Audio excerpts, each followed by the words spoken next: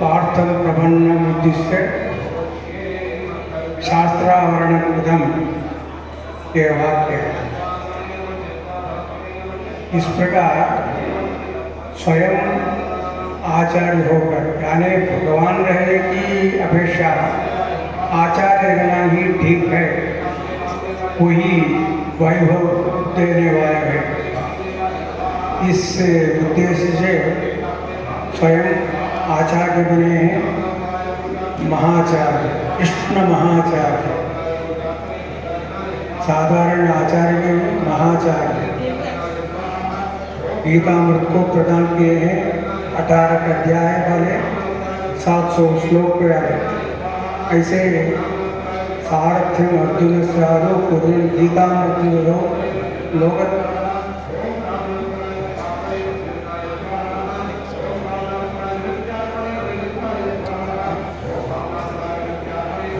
लोकत्रयोपकाराय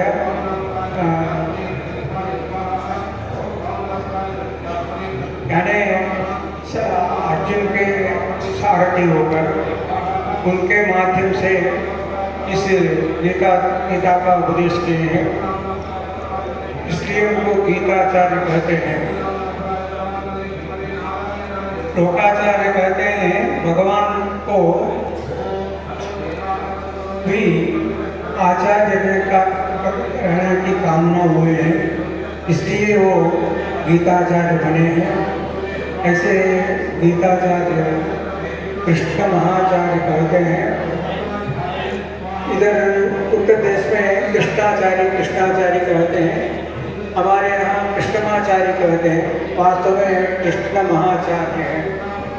ये भगवान अपने ऐसा आचार्य के प्रभाव को बताने के लिए स्वयं अपने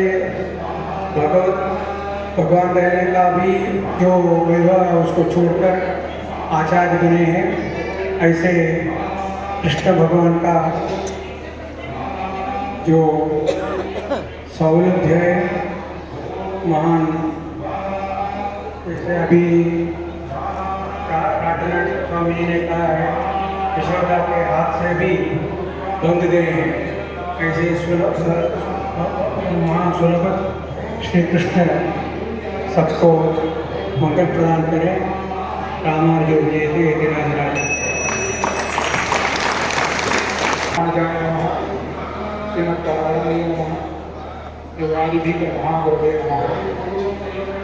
लोकाचार्य स्वामी जी अपने ग्रंथ में श्री वज्रभूषण में एक बोलता है, आचार्य अभिमान में उद्धार एक अंतिम सूत्र है। इसका मतलब क्या है? भगवान यद्यपि भगवान सुलभ है, करुणामूर्ति है, फिर भी वो पिता के स्थान और स्वतंत्र है। वो कभी भी हमारा गलत को देखकर कभी भी दंड दे सकते हैं, देता है, क्योंकि हम इतना सामर्थ्य है हमारा एक क्षण में कल्प पापों कर रहा हूँ। इसलिए उनको करुणा सागर को भी हम तिरस्कार कर उनको क्रोध और कोप पैदा करने का सामर्थ्य हमारा है। इसलिए वो कभी भी हमको दंड देता है। इसलिए हम करना ही पड़ेगा, क्योंकि हमारा पाप को देखकर हम नहीं देख रहा हूँ, बाकी ये सत्योपदेश हो गए तो हमको पाप का याद आता ही है। उस समय हम डरना ही पड़ेगा। उस समय आचार्य भगवान ही हमारा दंड को स्वामी जी के पास जाकर ये अपराध करने वाले ही आप कैसे भी उनको क्षमा कर अपने पास गोद में लेना ऐसा। इसलिए आचार्य अभिमान में उद्धार। किसी आचार्य के पास जाकर हम उनको शरणागत भगवान के शरणागत हुए तो भगवान अपना हमारा पूरा पाप को भूल कर हमको उनके गोद में देता है। जय श्री रामानुजाय नमः। पूज्य श्री स्वामी जी महाराज की जय। पूज्य श्री युवराज स्वामी जी महाराज की जय। पूज्य स्वामी जी महाराज ने और हमारे पूज्य श्री युवराज स्वामी जी महाराज ने अल्प शब्दों में बहुत कुछ बताया। भगवान श्री कृष्ण आचार्य गुरु, यद्यपि भगवान श्री कृष्ण के अवतार के उद्देश्य बहुत बताए गए, यहाँ तक भगवान से पूछा गया तो भगवान ने भी 2-4 अपने अवतार के प्रयोजन उद्देश्य बता दिए, परित्राणाय साधूनाम आ गया। लेकिन आचार्यों ने, महापुरुषों ने अनुसंधान किया है, ठीक है वो तो भगवान का अवतार केवल चरमार्थ प्रदाता विष्णु वंदे जगत। भगवान लेकिन भगवान को अपनी भगवत्ता से संतुष्टि नहीं हुई। भगवान को लगा यदि मैं केवल भगवान बन के रहूंगा तो ये जीव समुदाय मेरे पास आ नहीं पाएगा। इसलिए भगवान स्वयं गुरु बनते हैं, क्योंकि गुरु के माध्यम से ही जीव भगवान को प्राप्त करता है। इसलिए परब्रह्म परमात्मा सर्वेश्वर भगवान नारायण होते हुए, भगवान होते हुए, सर्वोत्तम होते हुए भगवान स्वयं गुरु बनते हैं। और गुरु बन करके जिस प्रकार से गुरु शिक्षा देते हैं, उपदेश देते हैं, उसी प्रकार भगवान ने उपदेश देकर के इस जीव को सुसंस्कृत किया है, सुसज्जित किया है, स्वरूप से संबंधित किया है।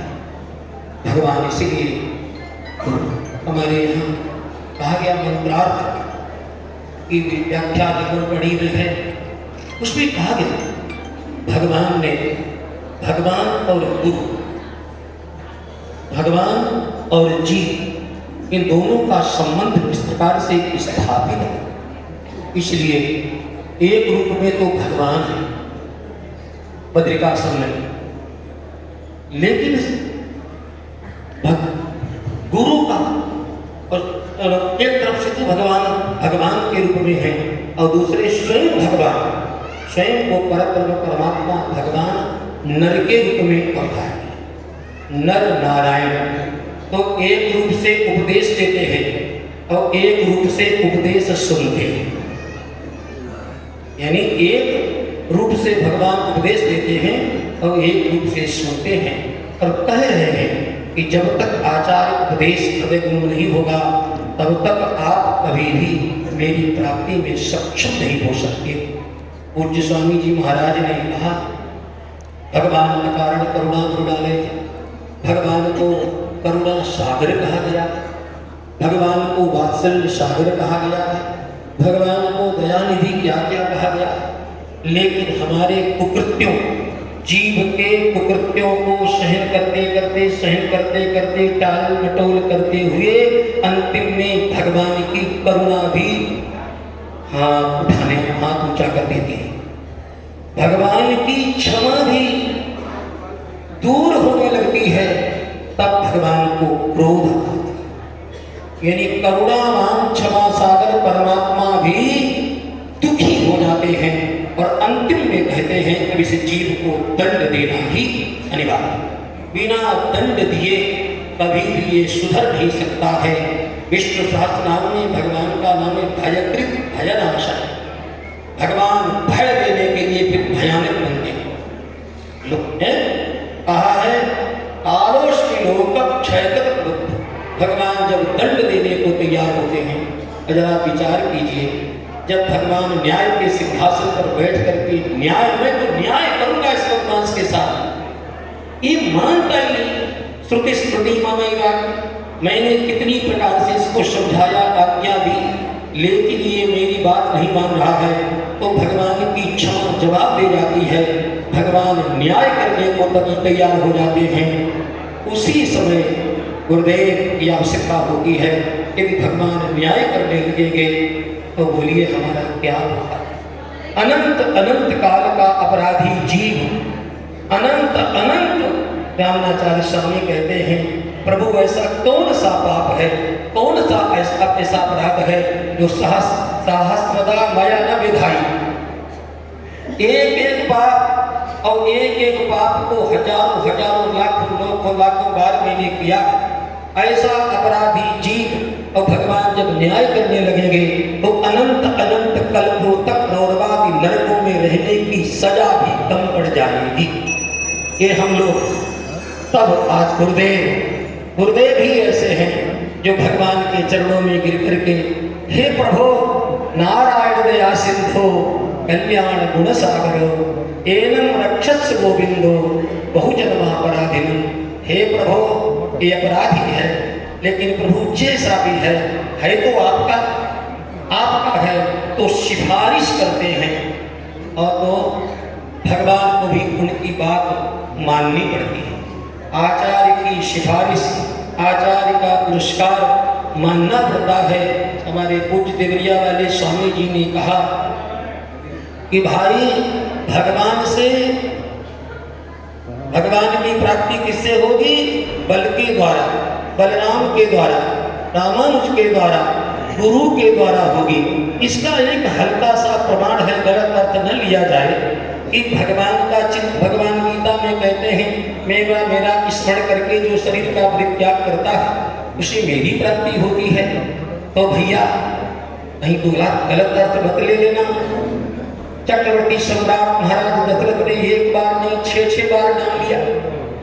राम राम कही राम कही राम राम कही राम, तनु परिहर रघुबर गिरा राव गयो सुरधाम। वैकुंठ की अपेक्षा स्वर्ग बहुत निकृष्ट है।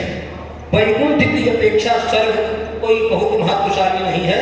और एक बात यहाँ तक अनुसंधान किया गया है कि वैसे तो यहाँ की अपेक्षा स्वर्ग बहुत महत्वशाली है, लेकिन वैकुंठ की तुलना में स्वर्ग को नरक माना गया है। स्वर्ग को नरक माना गया है। तो महाराज दशरथ, अब ये भगवान की लीला है कि खेल है कि मजाक है कि क्या है भगवान जाने, लेकिन दशरथ जी महाराज वैकुंठ नहीं पहुंचे, गए सुरधाम। और एक महाराक्षस महापति, और ये कथा हमने किससे सुनी? परम पूज्य जगदाचार्य अस्मदाचार्य पूज्य त्रिदंडी स्वामी जी महाराज के मुखारबिंद से सुनी हुई बात में कह रहा हूं। वो गजब की रहस्यात्मक बातें बोलते थे, रहस्यात्मक। ऐसे ही हम लोग बैठे थे, उन्होंने कहा कि राम का नाम लेने वाले पिताजी स्वर्ग में है, और मारीच राम का एक बार भी नाम नहीं लिया। बदमाश था। अरे सीता जी का हरण कराने आया, राक्षस था, मायावी था, रावण का साथी था, उसने एक बार भी राम का नहीं लिया, उसने रामानुज का नाम लिया। रामानुज का नाम लिया। मारीच ने कहा, इतना उसको ज्ञान जरूर था कि राम से जो काम नहीं होगा वो रामानुज से होगा। यदि मुझे मोक्ष पाना है तो राम से नहीं, जब तक इधर से सिफारिश नहीं होगी, इधर से स्वीकृति नहीं होगी। इसलिए रामानुज, हा रामानुज, हा लक्ष्मण आचार्य गुरुदेव का स्मरण उसने किया। झप मार करके भगवान को वैकुंठ भेजना, झप मार करके वैकुंठ भेजना पड़ा। तो इसलिए ये आचार्य का महत्व है। भगवान को जब अपनी भगवत्ता से संतुष्टि नहीं होती है तो भगवान भी गुरु बनते हैं। यही एकमात्र कृष्णावतार में, रामावतार में भगवान ने गुरु का काम भी किया है। इसलिए भैया ये बड़ी सूक्ष्म बातें हैं और बड़ी मोटी बातें हैं। मोटे तरीके से सुनो तो भी समझ में आ जाती हैं, और सूक्ष्म भाव से चिंतन करो तो घर बैठ करके एकांत में कहीं भी इन बातों का चिंतन करो, अनुसंधान करो। आचार्य का महत्व भगवान भी नहीं बता सकते। आचार्य का महत्व, जीवन में गुरु का क्या महत्व है उसको भगवान भी नहीं बता सकते हैं। हमारी मुख्य आचार्य श्री हैं, माँ लक्ष्मी जी हैं, तो लक्ष्मी जी की महिमा का वर्णन क्या भगवान कर सकते हैं? भगवान की भी क्षमता नहीं है जो लक्ष्मी जी की महिमा का वर्णन करें हैं, क्योंकि उनकी महिमा का कोई अंत ही नहीं है। उसी प्रकार से भगवान, यद्यपि कहा गया है आचार्यो ब्रह्मणो मूर्ति, आचार्य ब्रह्म की मूर्ति है, परमात्मा की मूर्ति है। और भगवान श्री कृष्ण ने भागवत में तो कह दिया आचार्य नाम विजान्यात नाग मन्येत करहिचित। आचार्य अपने को ऐसा नहीं मानते, आचार्य ऐसा नहीं मानते हैं कि मैं भगवान हूं, लेकिन यदि उन आचार्य से लाभ प्राप्त करना है, लाभ प्राप्त करना है तो आचार्य को भगवान का ही स्वरूप मानना पड़ेगा। और नमर्त बुद्धिया सुनिए तो बोले यदि आचार्य कभी डांट दे, फटकार दे, अरे भाई गलती पर तो कोई भी डांटता है, गलती पर तो कोई फटकारता है, ये कोई बात नहीं। तो ठीक तुमने गलती की, फटकार दिया, लेकिन कदाचित आपकी दृष्टि में कोई अपराध नहीं है और फिर भी हमारे आचार्य यदि कोई डांट दे, फटकार दे, तिरस्कार कर दे, कुछ भी कर दे, फिर भी शास्त्र कहता है कि आचार्य के प्रति कभी मर्द बुद्धि को बना करके असूया नहीं करनी चाहिए। नमर्त बुद्धा बुद्धिया सूये तो यानी आचार्य के प्रति कभी ईर्षा बुद्धि, कंपटीशन बुद्धि, द्वेष बुद्धि यदि किसी व्यक्ति ने बना ली तो भगवान की भी ताकत नहीं है उसका उद्धार। कहा भगवान का अपराध करने वाला उसकी सुरक्षा है, लेकिन आचार्य अपराध करने वाले को कहा वो कर्म चांडाल हो जाता है। कर्म चांडाल त्रिशंकुवत श्री वचन भूषण का, श्री वचन भूषण की चर्चा स्वामी ने देखी, कहते हैं वो कर्म चांडाल हो जाता है। बोले जाति चांडाल, जन्मना चांडाल है, उसके उद्धार की संभावना है, लेकिन कर्म चांडाल के उद्धार की संभावना खत्म हो जाती है। इसलिए भैया ये महिमा है। एक एक करके वाणी को हमारे सूत्र स्वामी जी महाराज ने जो बातें बताई सूत्र के रूप में, सूत्र के रूप में उसी का केवल थोड़ी हल्की चर्चा कर दी गई, समझा दिया गया। एक एक करके वाणी को विराम देता हूँ। अब आगे प्रवचन का कार्यक्रम जैसे चल रहा है उसी प्रकार से चलता रहेगा।